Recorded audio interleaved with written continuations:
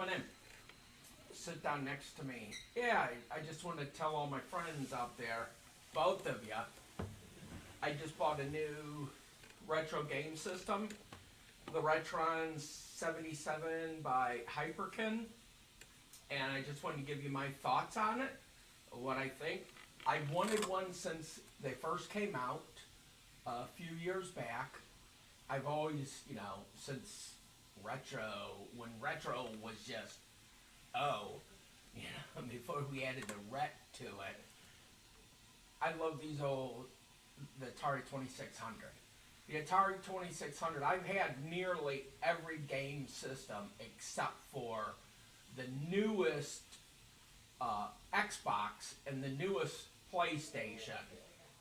One of the reasons I really enjoy the Retron 77, I don't know if you can tell by my hands, but I have severe atrophy. So even though I can still move my fingers, I can't press buttons with my left hand anymore. So if I have a Nintendo controller or my Switch, I had to sell my Switch because I could not hit the B buttons and stuff like that. So that's kind of a bit of a bummer, But the Atari 2600 with the joystick, with the Atari joystick, is perfect for me.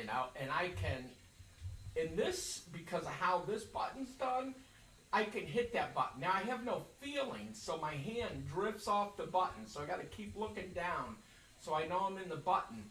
But this hand, I'm able to move a joystick with no problem. Also, I could put it on my desk like so and do it like this if I needed to. So yeah, don't worry, that was just a minor earthquake, because of this high-end desk I have. So that's one of the reasons why I really enjoy the Atari 2600 too, is I can still play those games.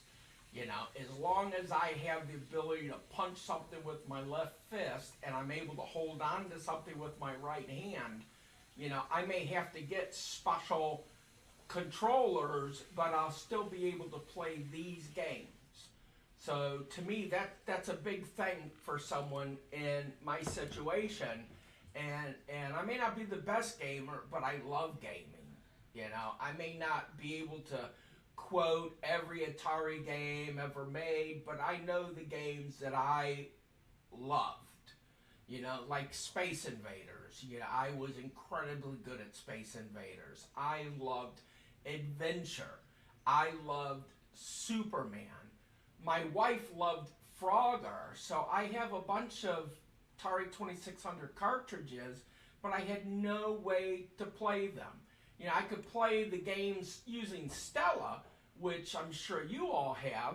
So when I saw on eBay this in-box Retron 77, and I was able to get it for $30, I could not pass that up. Now, it was like $12 to ship, but still brand new, these things are like 69 bucks.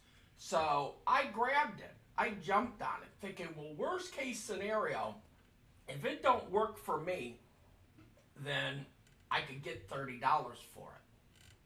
Here's some of the things I really like about it. I love the ability to pause.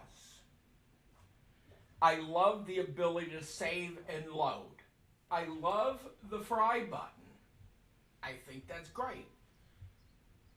Let me tell you a couple of the things I don't love about it. I don't like these little SIM cards. They're very difficult for me to get the micro SD cards. They're very difficult for me to get in and out of this machine. My experience is they don't hold up real well. I know on my Jetson Nano, that whole thing just broke off after a while. I know I had problems with them from time to time back in my 30 Raspberry Pis I've had. So to me, I would have much rather seen just a USB port. Pop. I put games, I plugged the USB drive into my computer, I put the games on it I want to, I slide it into here, we're good to go. In fact, they make such tiny ones. You know, add $10, give me a little tiny, you know, whatever, 32 gigabyte, because most people, probably 32 gigabytes is gonna, unless you're gonna play every game, and who wants to play every Atari 2600 game, you don't need that huge of a memory card. One of the other things I'm not really happy about is the lack of support to other controllers than, say, the joystick. Now, I haven't tried Atari paddles, but I've been told the Atari paddles don't work. Don't have any Atari paddles, hence why I have not tried them. They do sell a special weird controller with a knobby on the side that I guess is used in paddle games, but I don't have that either. I do have my near mint now, far from near mint, but complete in the box Star Raiders. I would love to be able to plug in the keypad to this and play it on the game. That's the problem with Stella and that. It's too difficult to play these kind of games. You know, you gotta, like I said, I only like playing Stella with a joystick. I've never bothered to learn all the commands, and to me, I don't want to know it from MAME, and I don't want to learn it Stella. You know, it's just, to me, I know what I know in MAME. I know how to use the keyboard in MAME. But for Stella, I want to keep it as close to the 2600 as possible. So I would have loved to have been able to pop this in there. One, see if the cart works. You know, bought this online, never been able to see if the cart works. Plus, when I was a kid, I could never afford this game. When this game came out, I was like, whoa. I was like blown away by just thinking, wow, it comes with a new controller. And it has overlays, and I was thinking, oh, what are all the different games?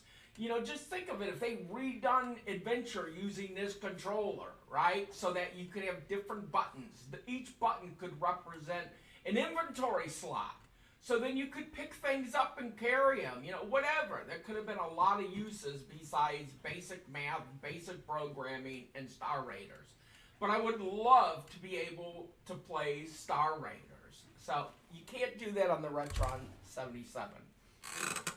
Now let's talk about setup. This one, I don't know if they come with the micro SD card already in them or already formatted and already good to go based on what I saw in the manual that I had to download because it didn't have the manual. Had the box, had the sticker, you know, but it just didn't have the manual, didn't have the micro SD card.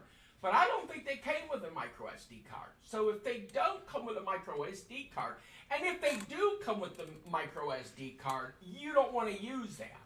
You know, because the default interface is horrible. Only lets you save 20 games. And I don't know about you, even if you're not a pirate, you probably, if you own carts from 1981 and before, 1983 and before, you got more than a few of them probably. So I would say 60% or more of the people that buy this, they buy this because they got some cards. You know, and if you've got your cards from collecting or from when you were younger, you probably got a lot of cards. Like now I don't have a ton, but I had 200 cards, you know, before I sold them years ago. You know, because I had two Atari 2600 systems, and I got an ungodly amount of money, and we were moving to Colorado, and I didn't want to, you know, I couldn't take every collection I had. So I knew that one with them and my 400 pounds of Lego were easily liquidated, let's say. So I liquidated them. So I've been trying to build back my cart collection, but I'm focusing now on just the games I loved to play as a kid and the games that I wanted to play as a kid. That's why I got Star Raiders. So let's go back to setup, right? Sorry, I digress. If you can set up a Raspberry Pi, you're going to have no problem with this. If a Raspberry Pi befuddles you, don't buy this. That's the two basic things. If you want to play battle games, don't buy it. If you can't figure out how to get your Raspberry Pi running, don't buy this. Because it's basically the same. You get a micro SD card, you format it, you go and you download the community build. That's the one you want, is basically just a Stella interface. Download the artwork so it looks a little nicer. And that's all there is. So that would be my caveat. If you're playing most of the classic games, like Adventure works flawless on it. What else? A Frogger, that's my wife's favorite game. That works flawless on it. Every game I have in my collection except Pac-Man, which might be my cart. You know, it might have been a bad card I got. And Star Raiders, so far I've been able to play them. But there's a few games that I might have problems with because they are on the list saying that there's partial problems. But, you know, what can you do? There's never going to be a perfect product. But the joysticks, great. I love the little beveled edges on them. Makes it a lot more comfortable. I love the fact that they added 2 buttons. So worst case scenario, if I have to, I learn how to play it left-handed when my left hand completely goes. So my wife, who has had brain surgeries and struggles with remembering things and that, she can get these games. You know, we're waiting to get Frogs and Flies. That was a game we used to play all the time when we first got married 30 years ago. Yeah, 30 years ago, I still had my original Atari 2600. And at that point, I had about 70 carts for it. You know, and like I said, I had a lot of good carts that I had no problem selling. So I love my Atari 2600. As you notice, my Asteroids color-changing mug with the original box. You notice the few posters I have in my room are all Atari 2600 or arcade machines. I'm not rich, so I can't have the system, the setup I used to have back when I was working before I was disabled. But I love the Atari 2600. I love retro gaming. But to me, retro gaming is the NES, the Atari 2600, maybe the Nintendo 64, you know, the original arcades, which, you know, just to kind of show, I had back in 1982, 1983, I had an original cabinet of Pong, and my, I worked at a magic store, and 2 doors down was a dry cleaner, and he had it in there. And he needed a computer to do his books. And I had a TRS-80 4K Coco machine. And I said, look, I will set you up with the basic ability to use this Coco computer. You know, not even a drive, had a tape thing, and you could use it to store your data for your 4 dry cleaners in it. So I set it up, and he gave me that Pong machine, you know, and now I wasn't a Christian then, so I took the Pong machine next door to the magic shop I worked at, and at Halloween time, we made all our money just at Halloween time in costumes and masks. So he had about 100 Don Post Wookiee masks and 50 ET masks. And I jammed like 2 or 3 of those because there was so much room inside the cabinet. I jammed 2 or 3 of those masks in that cabinet, took it home. And then we used to sit there and play Pong. You could do 4 people. We would get drunk, play Pong, and we found the glass top was perfect for quarters. So I had that for years until I gave it to my girlfriend's mom who had a hair salon. But you know, that's like I said, I've been into these games forever. I love them. I'm assuming if you're watching this video, you love them or you'd love to love them. So that's what I'd say. If you can figure out a Raspberry Pi, you'll figure this out because you do not want to play it with the default interface. And if you don't need to play certain games, you know, grab this. Okay? If you have any questions or comments, leave them below. Don't forget to hit subscribe. Let me go out showing you a little bit of me playing Frogger on my monitor and my actual Retron 77. Okay, so this is me. There's the Retron. Here's the switch. The switch is a little heavy duty. Okay, so this is what the interface looks like when you replace it with the community edition, like basically just Stella, I mean. And here I'm going to pop in Frogger cart, and then Frogger pops up.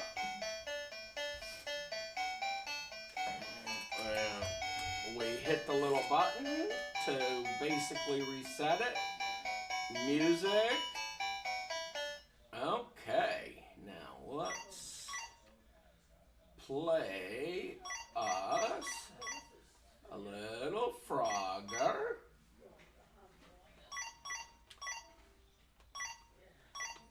Ah, crap. Bump, bump, bump. Oh! I got run over by that speedster. Young whippersnappers. Whippersnappers. Yeah! Woo! Woo! Woo! Woo! Yeah, come on, baby. I don't remember if in the original you could go off the screen, though. That's one thing I do not remember. Oh, so you got to get right on that ding-dang square. There we go.